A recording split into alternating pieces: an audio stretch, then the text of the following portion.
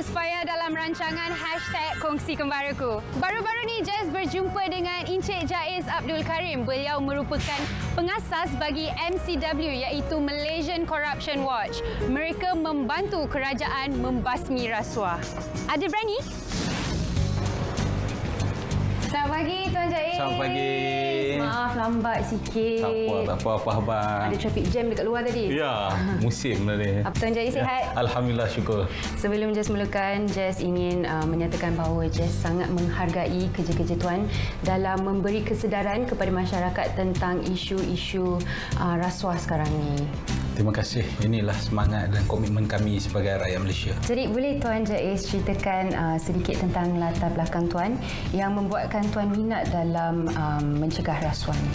Saya dilahirkan dan dibesarkan di Pulau Pinang. Semasa saya membesar, saya bercampur dan terlibat dengan gerakan kepenggunaan di Persatuan Pengguna Pulau Pinang, salah sebuah NGO yang terbaik di Asia pada tahun 80-an.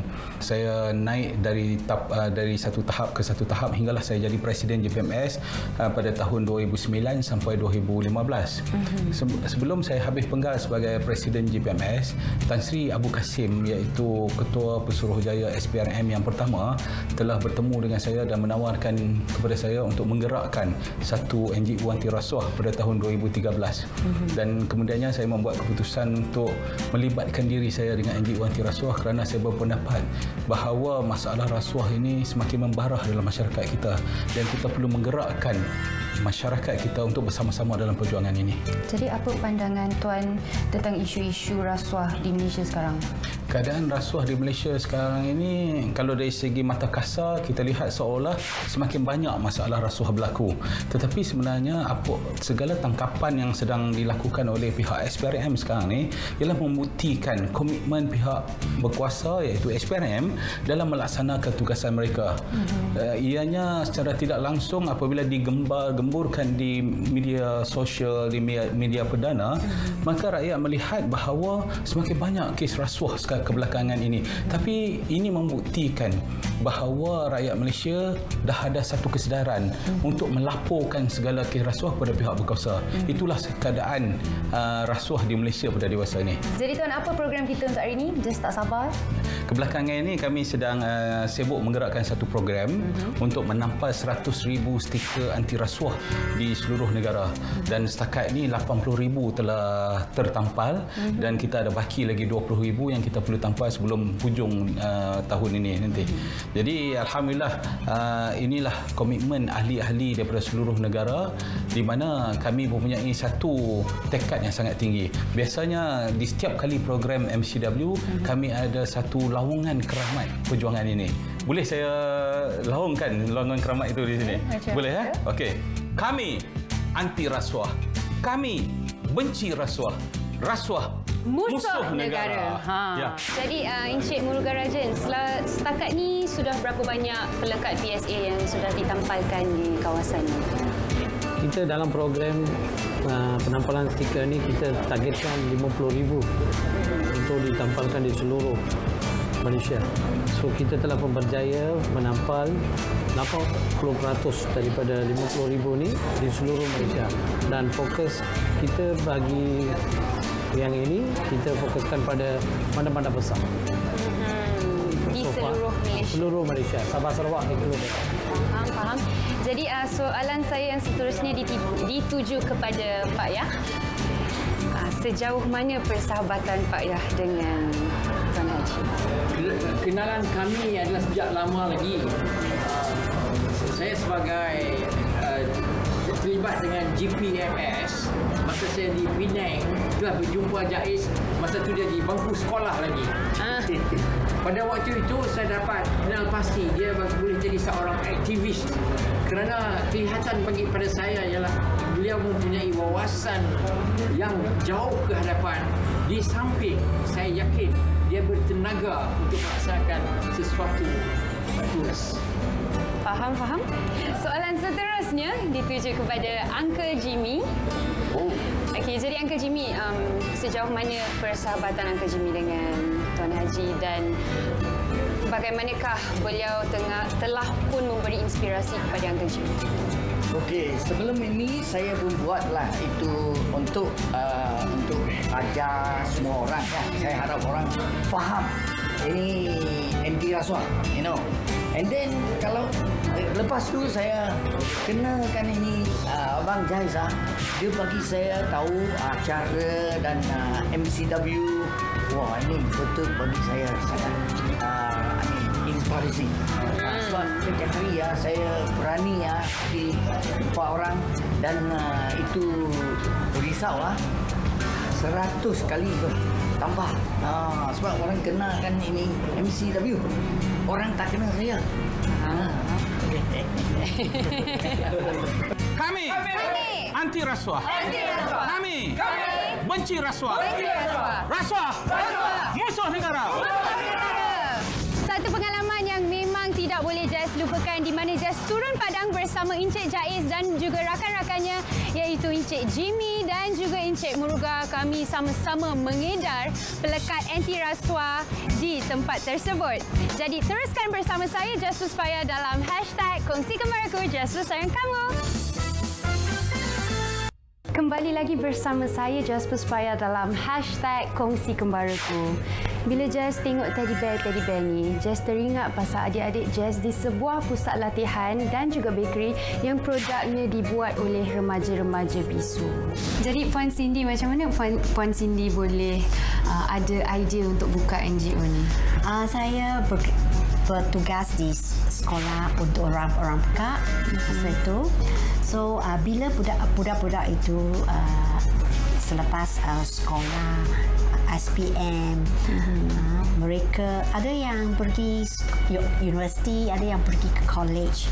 So ada yang belum ada tempat pergi untuk bekerja atau mendapat kerja. Kita memulakan satu vocational training untuk mereka. So dari itu kita melatihkan mereka. Jadi dalam segi kewangan untuk NGO ni macam mana? Oh, pada masa itu kita tak ada wang. Kita sendiri buat satu projek called Self-Help Project. Macam mana tu? Yang pertama kita suka membuat pertandingan. Okay. Masuk pertandingan. Yang pertama kita buat ialah Magic Amplify Award. Kita masukkan. Pada masa itu pertandingan kita cubalah mengikut guideline dia. So kita masuk dan kita dapat top 5. Wow.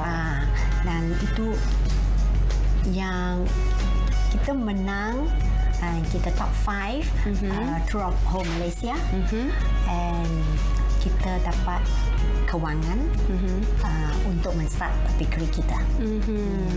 Jadi bila Puan Cindy dan Puan Rose dan juga Ibu membuka bakery konsep ni, apa yang memberi inspirasi kepada Puan semua?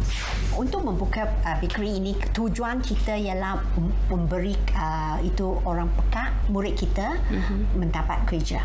Yang penting. Jadi sekarang Jazz berada di bakery The Silent Teddies. Jadi apa yang istimewa tentang bakery ini adalah kerana kuih-kuih yang sedap ni semua dibuat oleh mereka yang ada masalah pendengaran. Dan bersama saya pada hari ini adalah Ibu Maimun dan juga Puan Cindy, pengasas The Silent Teddies. Jadi soalan yang Jazz ingin bertanyakan sekarang adalah kepada Ibu Maimun. Jadi apa perasaan Ibu Maimun bila anak Ibu Maimun ada skill buat biskut-biskut ni? Saya sangat gembira selepas tadi di sekolah dia ada pekerjaan untuk dia. Sekurang-kurangnya dia boleh berdikari, dia tahu disiplin, dia tahu nak menggunakan duit, mencari duit. Dia pakai wheelchair tapi dia sihat, dia tahu jaga diri dia, tahu berdikari dia. So far tak ada masalah lah untuk dia bangun pagi, datang kerja, the sharp time semua tak ada masalah. Faham. Jadi Puan Cindy, berapa ramai anak murid Puan Cindy dekat sini? Kita ada seramai 11 orang, orang kurang berupaya di sini bekerja di Silent Teddy. And Silent Teddy ialah sebuah social enterprise, and kita pun ada akreditasi dari social enterprise dari Kementerian Pembangunan Usahawan dan Koperasi. So ini ada membantu mereka mendapat lebih sikit jualan. Jadi Puan Cindy, berapa lama mereka perlu untuk mahir membuat biskut? 3 bulan. 3 bulan? Ya, kita beri latihan untuk mereka untuk mahir ambil 3 bulan. Ambil 3 bulan.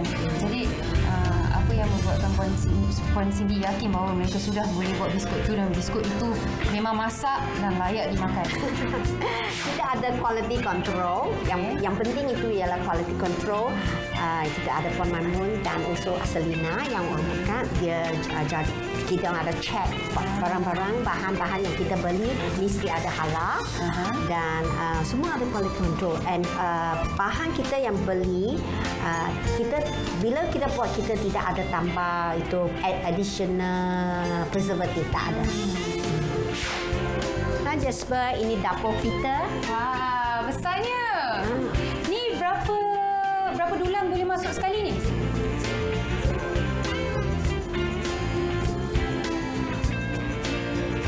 Sembilan dulang. 9 dulang. Berapa lama pula nak masak? 25 hingga 30 minit.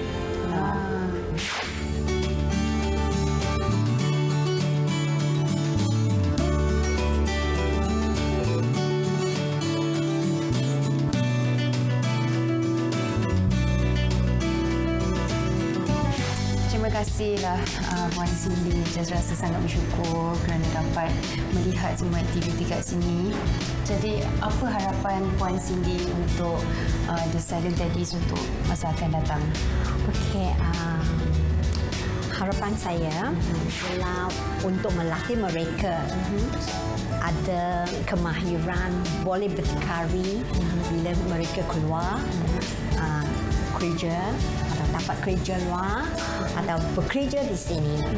So yang usul saya hendak membaikikan pusat kami untuk budak-budak sekolah kita balik ke kelas mereka dengan persekitaran yang sesuai. And di sana pun ada kita hendak membuat satu galeri akhir untuk mensimpankan semua sejarah sekolah bertentang orang pekat dan sejarah pusat ini. Dan lagi saya membuat edible garden untuk mengajar mereka berkebun, and masa itu pun mereka boleh berdikari membawa income kepada pusat. Dan last saya hendak membuat satu kafe untuk memberi mereka bekerja di sana dan melatih. Macam barista. Barista. Jadi kek-kek, biskut, sedap-sedap. Ya, itu yang mereka sudah sedia ada. Faham. Hashtag kongsi kembaraku. Jasper, sayang kamu.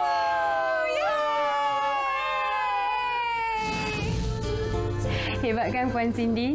Jess rasa sangat kagum dengan semangat Puan Cindy yang sanggup berkorban untuk memastikan remaja-remaja ni ada pekerjaan di masa hadapan.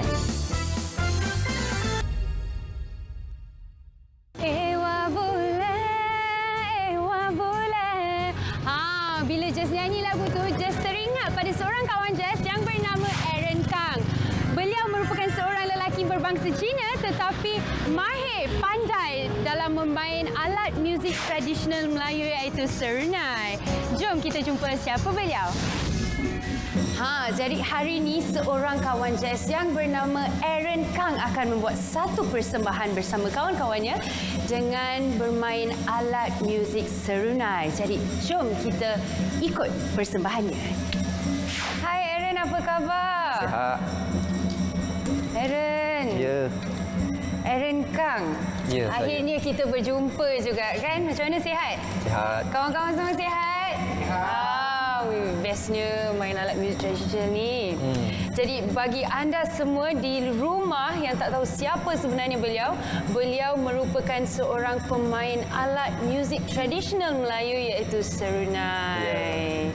Jadi Aaron, macam mana Aaron boleh berminat untuk main alat muzik ni? Minat tu sebenarnya saya satu keluarga permain wayang kulit. Aha. Latar belakang saya, keluarga saya pun seni, orang seni. Faham. So ayah saya tok dalang, mak saya pemuzik, akak saya pemuzik. So saya pun pemuzik juga. Masa mula-mula sebelum saya pandai main serunai, saya main geduk.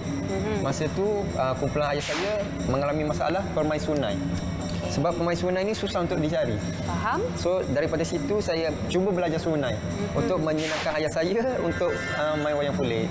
So dari situ saya belajar serunai sehinggalah saya melanjutkan pengajian saya iaitu pengajian muzik di Aswara, meja serunai juga.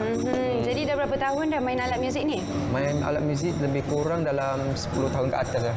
Wow, lama tu. Sebenarnya hari ni persembahan apa? Sebenarnya hari ini ialah rakaman untuk final saya, final pengurusan seni.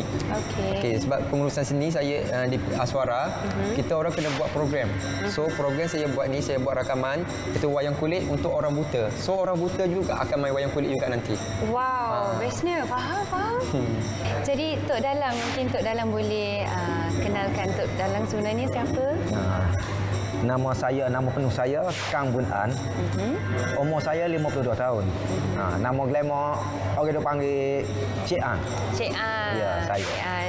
Jadi Cik An juga merupakan ayah kepada Aaron, betul? Ya, betul. Jadi bagi pandangan Cik An, macam mana dengan tiupan serunai yang Aaron tiup tu boleh menyatukan semua kaum di Malaysia ni? Bagus soalan tu. Sebab Aaron ni dia bangsa Cina. Ya. Saya berbanggalah dengan anak saya. Dia boleh menguasai permainan orang Melayu. Jadi dengar tiupan dia, melodi dia, Ya, betul. boleh menarik dia. Aaron ni berkawan dengan orang-orang Melayu, dengan Cina, semualah berbagai kaum. Dengan tema wayang kulit kita Cindayu pun samalah, Cindayu, Cina, India, Melayu. Ya. Kita masuk satu kaum. Jadi itulah Malaysia. Betul. Jadi dari pandangan seorang ayah, betapa pentingnya anak-anak untuk berkawan dengan semua kaum di Malaysia ni kan? Mungkin Cik An boleh ceritakan sikit pasal tu? Yalah, pentinglah sebab kita di Kelantan ni dia panggil Cina kampung, Cina Kelantan, Peranak ke. Okey. Kita besar dalam orang Melayu. Kita berkawan dengan orang Melayu. Uniknya kita jumpa sesama Cina ni, kita kecek Melayu, kecek Kelantan. Itu yang unik orang Kelantan. Betul. Just pun perasan benda itu juga. Terima kasih Cik An. Jadi Aaron, bagi Aaron, apakah pengalaman yang memang Aaron tak boleh lupakan sampai hari ini selama menjadi seorang pemain alat muzik tradisional? Pengalaman yang saya tak boleh lupa, saya pergi India. 4 hari kita orang kat India, pergi semangat. Kita expect New Delhi tu cantik lah. Sampai-sampai memang cantik. Lepas tu balik tu demam semua. Kenapa? Sebab kita ingatkan pergi sana sebab dia sejuk. Kita ingat kabus. Rupa-rupanya habuk. Balik semua demam. Faham. Jadi pada masa tu memang ada program apa sebenarnya? Yang masa tu ialah International Art Festival New Delhi. So semua negara akan berkumpul dekat New Delhi untuk membuat persembahan, iaitu kita mewakili Malaysia main wayang kulit. Tapi jadi korang semua sakit, lepas tu macam mana? Jadi buat persembahan ke tak? Kita buat persembahan ke sana. Lepas tu dari satu lagi pengalaman yang tak boleh lupa kat India, kita makan. Sebab makanan sana vegetarian. So yang Tok Dalang saya cakap, sebab tauhu tu, bayangkan tauhu tu ya, seolah-olah daging kambing ke daging lembu. Ya, betul. So, kita makan telan-telan balik semua demam. Alamak, demam pula. Okey, faham. Sampai ke Malaysia, kita bersyukur kita sampai Malaysia. Masa tu kita rasa bersyukur kita jadi rakyat Malaysia. Jadi bila persembahan nak mula ni? Okey, persembahan nak mula ni. Jom kita pergi tengok. Okey, jom. Okey.